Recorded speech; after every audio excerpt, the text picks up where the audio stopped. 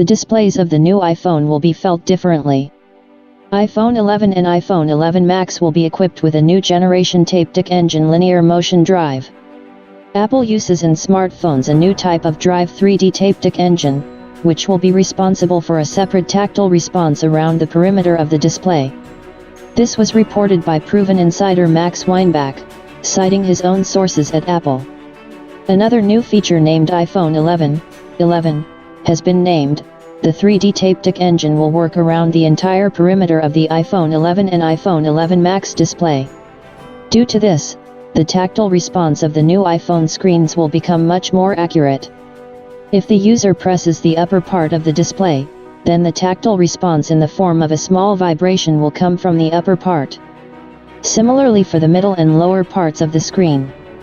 In current iPhone models with Taptic Engine, from iPhone SIXS/SIXS Plus and newer, the tactile response is triggered across the entire display.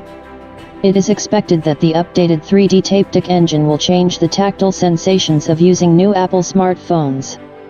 Apple will introduce the iPhone 11 and iPhone 11 Max in September 2019.